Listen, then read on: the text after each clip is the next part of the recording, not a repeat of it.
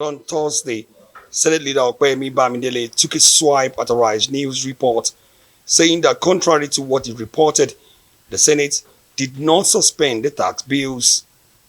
According to Opeyemi, the tax bills are alive in the Senate and there are no intention to suspend or have them withdrawn.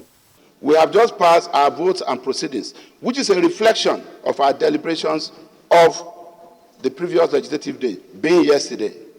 Nowhere in our votes and proceedings was it stated that we suspended further deliberations on the tax reform bill, because we did not.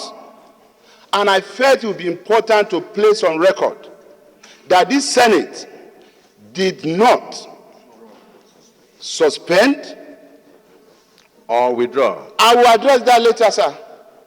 This Senate did not suspend and does not intend to suspend deliberations, consideration of the tax reform bills. Opeyemi's statement seemed to contradict what Barrow had said the previous day. It's on this note that the Committee on Finance that has been that the bills have been referred to should halt action on public hearing and other issues until we resolve these issues. Let it not be said anywhere that we suspended further consideration of these bills. And also, it would be laughable for anybody to also think or say or report that the bills were withdrawn. Because, like I said, there are executive bills that can only be withdrawn by the executive.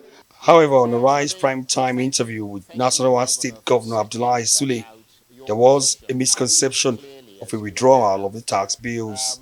The Senate appears to have bowed to pressure, and President Tinubu's controversial tax reform bill has been withdrawn, and any further legislative action on it has been suspended. The Governors Forum and the National Economic Council have picked holes in the tax bills.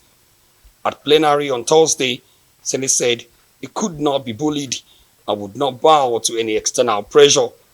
If there is any governor or any stakeholder in Nigeria, where no matter whether the person is a religious leader or a businessman that has problem with the bill, you know where to go to. Public hearing. The Senate will not be bullied.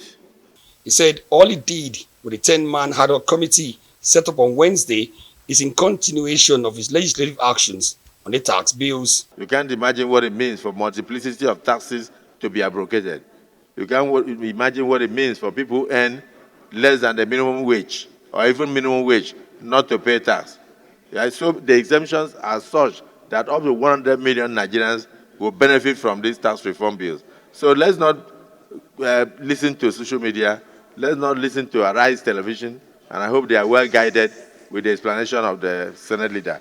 But barely 24 hours after it established the Committee on Tax Reform Bills, headed by Senate Minority Leader Abba Moro, Senate is drawn into a conflict of interest over the composition of the ad hoc committee after the Senate Chief Whip, Mohammed Monguno, in a letter to the Senate leader, asked to be the chairman of the committee, being the most ranking principal officer in the panel.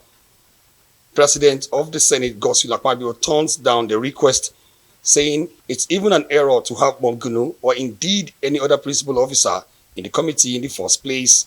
We should delete or replace the name of Senator Mohamed Tahir Monguno with the name of Senator Kaka Shehu to represent the Northeast interests.